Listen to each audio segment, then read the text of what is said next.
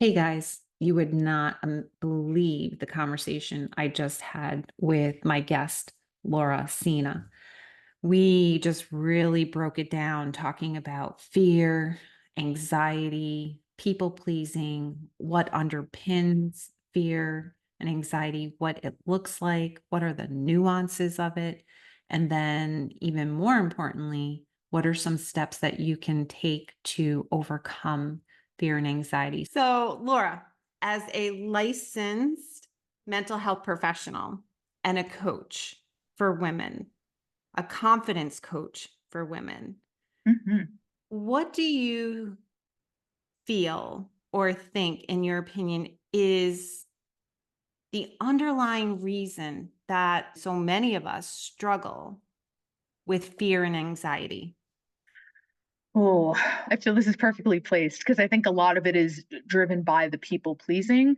A lot of it, in my experience, is driven by a desire to have a connection, to feel worthy, to feel part of something, to have that sense of belonging. And so much of it is just this desire, whether regardless of where you are in your journey, a lot of this boils down to a want to know and a control, and not in a negative way, not telling somebody what to do, what to wear, that kind of stuff, but control of the outcome, to just know, to feel secure. And so a lot of times people get really preoccupied with that worry, and it impacts their well-being because they want to know what's going to happen. They want to feel accepted. They want to know, they want to jumpstart to the end point of that relationship or that friendship. And the waiting is a killer. So, Yeah, exactly. So I hear you on that. And I would say two things. One is, why are we like that as humans? Why do you feel like we go to that place of we have to know the outcome? We have to control. Like Melody Beatty is my favorite guru on codependence, and she talks often about control, the control of outcomes. Two of her books that I read every single day are called The Language of Letting Go. oh, And wow. that's the language of letting go is essentially about letting go of outcomes. And when we're trying to control and we're trying to fixate and we worry on what's going to happen, as you said, will I get that job? Will my podcast be successful? Will my book be successful? Will my kids be okay? Yada, yada, yada. What if this happens? What if that happens? That's all future based, right? It's all Mhm. fear of the future. So I guess the first of all, just for the listeners to lean in and identify with why this might be happening in the first place. Like, why do we go to that place, in your opinion? I think it's safety. I think a lot of it really comes down to, if I know what's gonna happen, then I know how I need to behave or what I need to do in order to get there, and it's a protective mechanism, right? It's, you don't necessarily wanna fail, you don't wanna fuck it up, you don't wanna make a mistake, and because that stuff can be, you can get so in your head about that, and Yeah. when you're already people pleaser perfectionist at your baseline, that's like your worst fear is screwing it up or having it take longer than you want it to take. And any way to try to expedite that process feels like a good idea, but it actually really, it's harmful. But that instinct and that desire, that anxiety is going to drive that momentum to want to go forward so badly. But that letting go, like you said, it's key. Being able to slow down and let go. That's anxiety's kryptonite. It's complicated. Yeah. So you said that it's harmful, right? Let's Mhm. talk more about that. Can you say more about why it's harmful when we stay in that state of fear, control, anxiety, what ifing, wanting to know the outcome? Why is that so harmful for us? It can manifest in a lot of different ways, but what I tend to see is a lot of impulsivity, a Mm. lot of not fully thought through decisions, a lot of false connections, doing things that you might not ordinarily do in order to keep things going at the sake of yourself, right? So then sacrificing starts to come into play here. Self-blame, self-doubt. It really starts to spiral into the sleepless nights and the stressful mornings because now you're doing things that maybe wouldn't ordinarily align with you because you're scared, right? And you might be Yeah. staying in relationships with people because you're scared. You might stay in a job too long because you're worried about what's going to happen if you don't have it. And these rash decisions can have big consequences, right? And so there can be fear as a result of that too. And that's the what if spiral. That's a nasty place to be. And you just really, when you were talking about it, you really outlined or defined the people pleasing to some extent, the fear Hmm. where when we go into this place of, especially in relationships, we're afraid of rejection or afraid of abandonment. We're afraid of where the relationship is going. So we start to abandon ourselves Yes. to put the other first and foremost. And that's harmful because at the end Hmm. of the day, if we are in a constant state of fear, a constant state of worry, anxiety, and abandoning ourselves, cutting off from our true selves, from our true nature. In my opinion, there's no way that we can have fulfilling relationships and a meaningful life because that's my podcast, right? Because we're Hmm. living with masks on Yeah. at that point, and we're not allowing ourselves to be fully seen by others. And when we do that, when we cut off from parts of ourselves or hide parts of ourselves, there's this schism that happens, this cutoff, this divide within ourselves. And we just can't have that peace and that joy and that aliveness that we're meant to have when we come into the world. Any thoughts on that? Oh, yeah, no, absolutely. I remember back when I was in this headspace constantly, and it was so hard to feel satisfied and feel any level of joy and not always waiting for the other shoe to drop because that anxiety, which I know a lot of people actually in my experience struggle to resonate with that word. I think a lot of people feel like it's too clinical or they think it's like a diagnosis, but a lot of it really does center back to this extreme level of worry, fear, dread. When I was in that headspace, it was so hard to feel satisfied, even just on a small scale of can I even be happy with the job promotion? Can I even be happy when my relationship has even just an ounce of stability? It's that nervousness is so consuming. Yeah, and it does take away from who you are as a person. It's so hard to feel like you can that there's enough space for you to just be you because you're so overtaken by everything else, right? Yeah, I was just thinking that as you said that, not only is it so hard to not be able to be you and to feel like yourself, but so hard to just drop in to your body Mhm. and drop into the moment and just allow yourself to just let go, right? And Yeah. release and relax because I'll speak for myself. I used to be in a constant state of dysregulation. My nervous system was always like buzzing. And sometimes it still can happen. I just got done telling you before we started recording that I'm managing my podcast, I'm writing a memoir, and I'm getting over COVID. And and I was not feeling well for the last 7 days. And I just still kept pushing myself to work on the book. Now, part of it is that I'm enjoying it. Like I love that I'm loving what I'm doing. So there's a difference there. But I can still feel this little, if I'm honest, and I'm going to be honest with the listeners because I want people to also understand that sometimes the patterns don't go away fully and Mhm. altogether. They can still come back. They can still pop up these patterns, whether it's people pleasing, perfectionism, fear, anxiety, caretaking, whatever the pattern is that we're playing out in our lives, they can still pop up from time to time. So for me, especially because I was sick when we're a little off center, that's when things can pop to the surface even more. Absolutely. So I could feel like this little bit of I have to keep going. I couldn't allow myself. It wasn't okay to just although I did watch a lot of Netflix or Hulu, I did, but it was hard, right? Because there were times like, oh God, I'm wasting my time. I have things to do.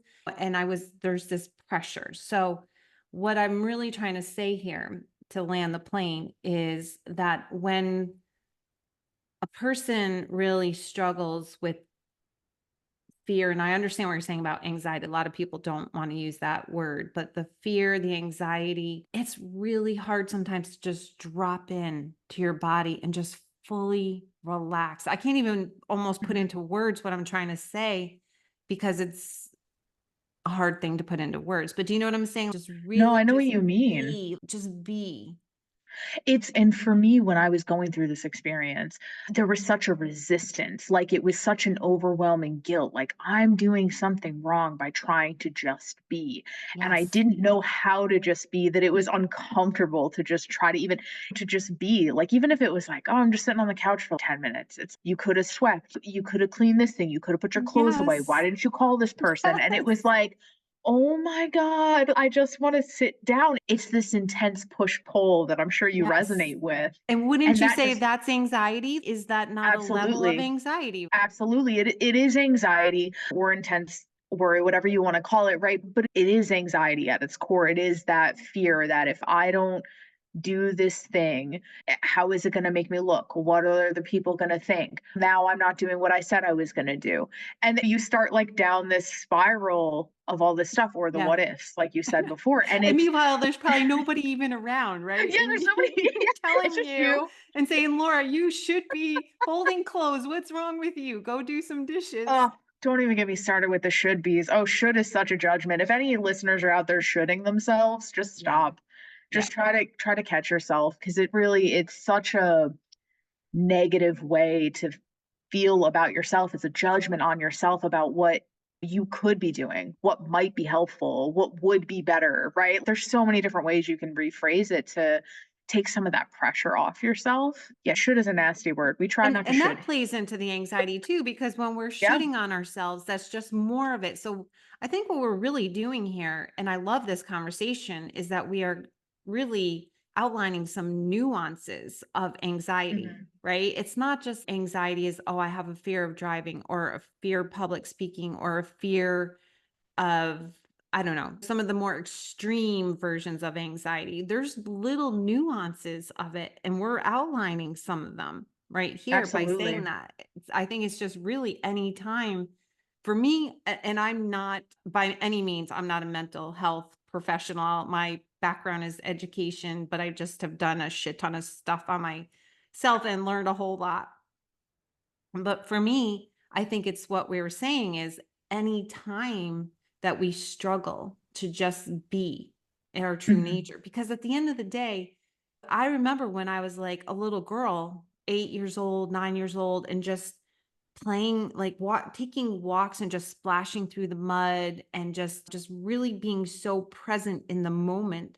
And I was just being, I wasn't worried about anything that I had to do. I was just so there in the moment, connected with what I was doing. That to me is the antithesis of anxiety and fear. So, how about if we were to like talk about how can one just take some baby steps even to start to overcome this fear, anxiety, even people pleasing? What can listeners do? So, part of my journey and what I like to do in my confidence coaching stuff is you had brought up being in your body, which I know for a lot of people who overthink and people please is like the last thing you want to do. But I think any time that you can take an opportunity, even if it's small, take a walk for a few minutes, put on your favorite song and dance around, like anything to get yourself temporarily out of your head and calmer is a huge step because then you have a much more objective perspective. If you're trying to solve it while you're actively spiraling, it's not going to go well for you. That space, schedule it in so it doesn't necessarily feel like try to eliminate the guilt of the rest there, right? But taking a few minutes just for yourself is so monumental. I've been for me it was dance. So for the last almost 5 years, I've been dancing. I got certified to teach floor work, which is I do pole dancing. So floor work is everything basically like on the floor in between the poles. It's not for everybody. I love it. But whatever type of dance, I don't jump up and down on your bed with your hairbrush microphone, like whatever you need to do, right? But something that feels good to you that takes you out of your cycle, right? Notice the spiral. And I'm sure many of the listeners probably can see it when it's happening, if not shortly after it's over. Notice that, right? Notice what's going on when that's happening and decide to utilize a distraction even just temporarily. And that's not me saying avoid it. That's me saying put it in a box, put it down and pick it up. At the end of the day, the next day, by the end of the week, whatever, and see what's in there when you're in a better headspace to actually receive it. You Awesome. owe it to yourself to take a break. Yeah, exactly. And so those are, and I totally agree with you because I took a walk earlier today outside and I immediately did drop into my body just because I have been practicing for a while that when I'm in nature to try to just be in the moment, look at the trees, see the little animals, listen to the birds. And so when I dropped back into my body during this walk, it brought me back to that feeling that I had when I was a little girl, whether I was doing a snow angel or I was playing in the leaves and just being so present in the moment. Because when we're fully present in our bodies in the moment, we're not in this headspace where we can go down the rabbit hole, where we're swirling, where we're thinking constantly like, I have to fold clothes, or I need to go to Trader Joe's, or I have to do edit 3 chapters of the book, and then I have to do blah, blah, blah, and just constant do, right? I always talk about being a human doing versus a human being. So I love that you brought in that tool, that technique of just either dance, dropping into your body, and just you said even be intentional about scheduling it in so that you can just put some space and distance between what's happening in your mind and just in doing something different. So that's a really helpful step. Any other suggestions that you would have for someone who's okay, I want to just get rid of this once and for all? How do I stop being so fearful? So I think another way to get in tune with your symptoms, what's happening inside your body, because a lot of people come to me and they say, I'm feeling really stressed out and I don't really know why. I don't know what's happening. It's all of a sudden I just feel nauseous or I'm just overthinking about this thing and nothing was going on beforehand. I'm just here now, which happens. It's a very common experience. I would encourage you, if that resonates with you, to write Mm. and to just write down, okay, this is what I'm thinking. How am I feeling? And it doesn't necessarily need to be an emotion. It could be like, I'm really nervous about this job interview and my stomach is in knots.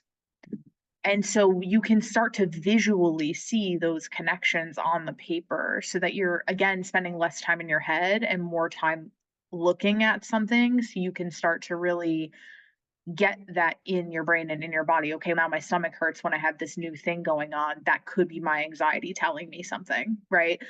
To help you bridge that gap a little bit.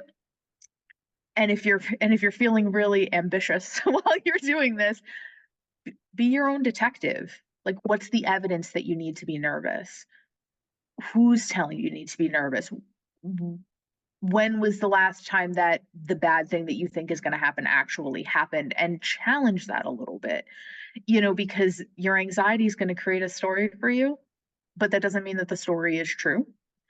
And it can feel true because your body's having all these reactions to it and all these things are happening. You might be red, you might be sweating, you might be stuttering, whatever it is, but that doesn't mean it's actually going to go poorly, right? That doesn't mean the bad thing's going to come true. It might feel that way, but there might not actually be any real evidence to support that in this moment. There might be evidence in your past that supported that, but in this moment, there might not be that same type of evidence. So I always really like to encourage people to write it down and challenge, like, how true is this right now? Not to invalidate yourself, but to really sit and think and go, do I need to be worried on a scale of 1 to 10 at a 10 right now, or can I just be worried about a 6? Right? Any little bit counts here. I So love that because when in 2021, when I had COVID for the first time, that was like when things were still pretty rough for people. A lot of people were still going in the hospital and whatnot. And I have an underlying condition like a comorbidity. So when I got it, I thought for sure because of the stories I was playing in my head, I had myself in the hospital on being on a ventilator. Like that's where our minds can go sometimes, is what you're saying. And okay, yeah, I'm having a hard time breathing. In terms of what you're saying, how true is it really that I'm going to need to go and be on a ventilator right now when I would keep checking my O2 a little too much, I will say. But my O2 level never went below 90, 92 even. So most times like 95, 96, which is okay. It's not great. It's not going to put me on a ventilator. So your point is to be very mindful of the stories we tell ourselves and how that can help, that not help, but almost be a catalyst for us to spiral out. So you're saying challenge that. Like if I could, like I did challenge myself in those moments of looking at the O2, like, okay, Kim, you're not going to be on a ventilator. You're fine. So you're okay. I know you're sick. I know you're worried, but blah, blah, blah. So that's really important. And then the other thing that I wanted to bring in as a way of helping the listeners with all of this is the quote that you shared, Mm, because we talked about that. So, first of all, I'm going to just start from the beginning of it. Some of the things that you share and talk about is when is enough? How much more has to give before you do something different? Nothing will work unless you do. I'm sick and tired of being sick and tired. And finally, it's just like this right now, and I will be okay no matter what happens. And that one, they're all profound, but that one I love so much because what it's saying is it's a great mantra to help one to know that regardless of what the storm is outside, I can weather the storm because I'm capable. I have what it takes inside of me to weather the storm. Is that your idea of what that is saying right there? And do you want to add on? yeah, no, absolutely. I think you hit the nail on the head. And through my journey and learning to manage my own anxiety and help other women manage theirs as well, that quote really hits home that it's temporary. And that I think, like you said, there have been other storms that you've weathered. You can do this one as well. But when anxiety is at its fullest, when it's at its biggest, the last thing you remember is that it's going to go away someday, right? It feels so permanent. It feels so exhausting. It feels so immersive. And so I think reminding ourselves that it's just like this right now in this moment, and it will not always be this way. It to me, it provides a sense of calm and that I think was so helpful when you're panicking. I don't know, maybe your listeners have had panic attacks before. They're pretty not fun. Just reminding yourself that even those two, a lot of people like the this too shall pass. That's a variation of that, but just reminding yourself that it it will be okay. You will be okay. You will figure it out, right? No matter what's going on. It might not be ideal, but it will be okay. You will be okay. Yeah, I think that's an important point as well. It doesn't necessarily mean when we say that it'll be okay that we're going to get the outcome that we want. Mhm. It might not be what we want, but whatever the outcome is, we can weather the storm. We have what we need inside of ourselves to get through the storm until it Absolutely. passes. And that reminder of it will pass or this too shall pass. I mean, just when I say it, this too shall pass, it's just so calming Mhm. and reassuring. Yeah, I love that. So, any other thoughts on what a listener could do to overcome fear and anxiety? Any last thoughts, just in general, on what we were talking about? Yeah, I think the other thing too is if there's certain things that you're afraid of and you find yourself avoiding them a lot, that's something to pay attention to also, right? Fear, anxiety, and avoidance, they all hang out together. It's really important. A good telltale sign is what are the things that you're putting off? What are the things you're procrastinating? What are the things you don't want to do that are lowest on your priority list? The things that someone keeps asking you that you are like, yeah, I'll do it. And then you're like, nah, I can't. Those are probably the things that might be worth tackling or at least worth exploring whether or not they should be tackled because there's probably something too that's causing you some level of anxiety or some worry or some fear. Should you choose to work on that, might be very relieving and dare I even say empowering for you to be able to manage that and navigate that. So I love that. So let's even touch on that for a moment before we do round out. Because when you said that, I was thinking about people who might be struggling with social anxiety and avoid social scenes and social settings. So if that were the case for someone who's listening, do you have any tips at all for that person on how he or she can just gradually start getting out there? I'm a big fan of having a plan, and that plan including a way out. So if that plan is a time limit, if that plan is bringing a friend, if that plan is having music in your pocket with your headphones, if that plan is someone's going to call you or an alarm's going to go off at a certain time to remind you that you need to skedaddle, that's fine. But having a way to be able to leave for a lot of people who are anxious or deal with social anxiety is very calming to them, because then they know if their anxiety gets to be too much, they can just go. So again, if you go with a friend, maybe you plan to leave at a certain time, or you call your taxi at a certain time, or your Uber or whatever. But coming up with that before you enter the situation, don't wait until you're in it. Don't set yourself up for failure in that way. Set yourself up for success with some preparation.